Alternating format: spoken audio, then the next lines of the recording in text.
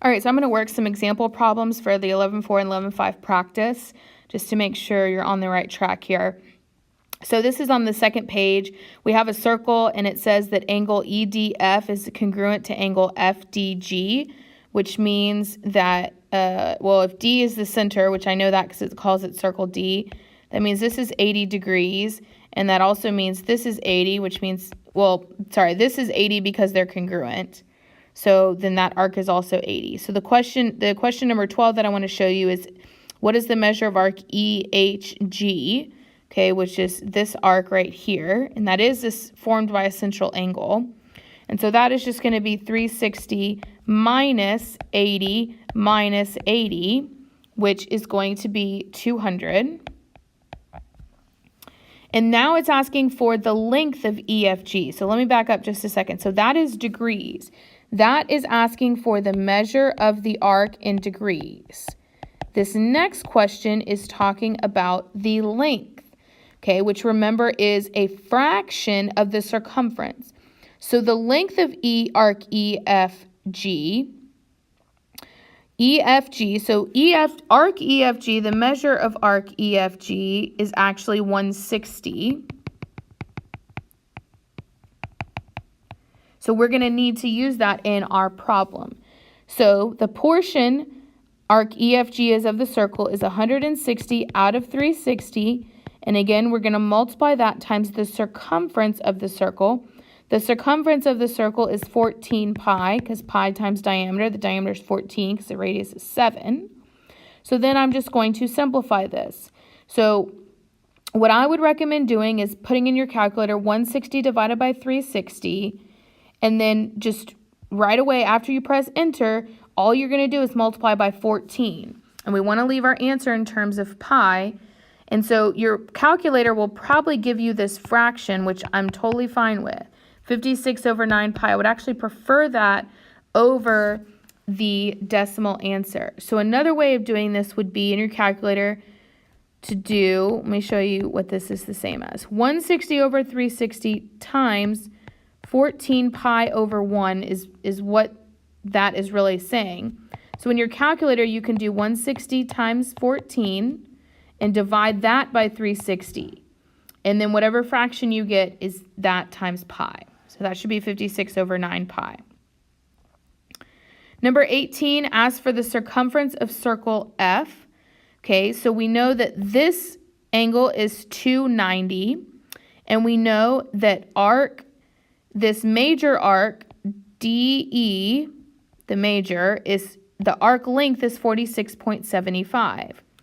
So that is equal to 46.75 is equal to 290 over 360 times the circumference, which I don't know. But remember, circumference is pi times diameter.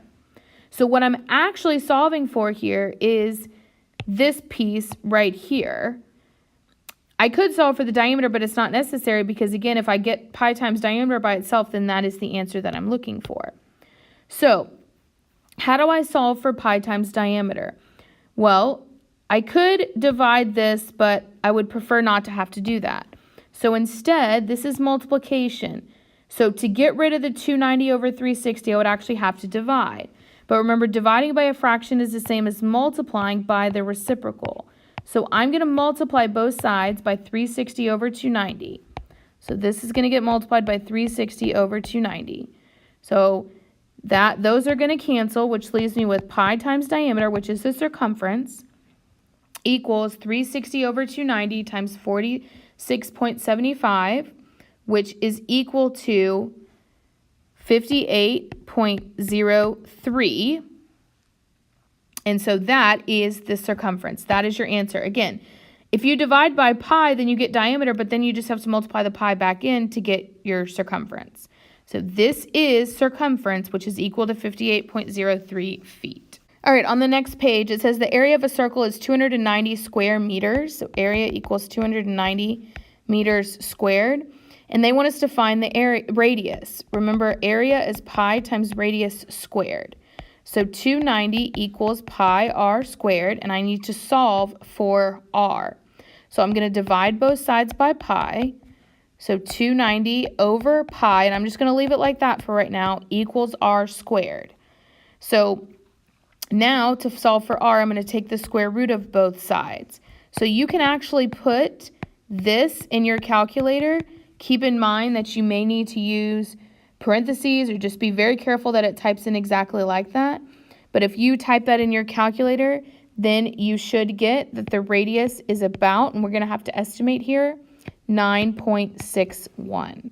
So make sure you get that answer when you do that in the calculator. But pretty simple. You have the area, you solve for r. That's how you do that. Make sure you're using the pi button on your calculator, which is at the very bottom next to the letters. All right, the last problem I'm going to do is on the last page, number 11, find the area of circle H. So remember, area is pi r squared. Okay, so I actually don't know the radius here, which means I can't find the area right now. But what I do know is I know that angle EHF is 80, which means that the measure of arc EF is also 80 degrees. And I also know that the area of sector EHF is 23.79.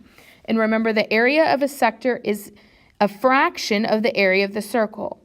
So what fraction is it? Well, it's 80 over 360 because that's the measure of the angle that makes the sector. So 80 over 360 times pi r squared, which is area, is equal to 23.79. So again, I want to solve for pi r squared.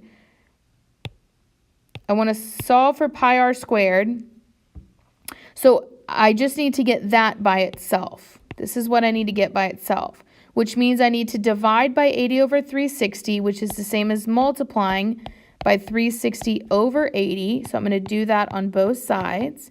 360 over 80. Those are going to cancel. So pi r squared equals 23.79 times 360 over 80. And when you put that in your calculator, you should get 107.06. Lots of problem solving on these practice problems. So you do have to actually think about how you're going to set it up, but it involves a lot of algebra, which is good practice.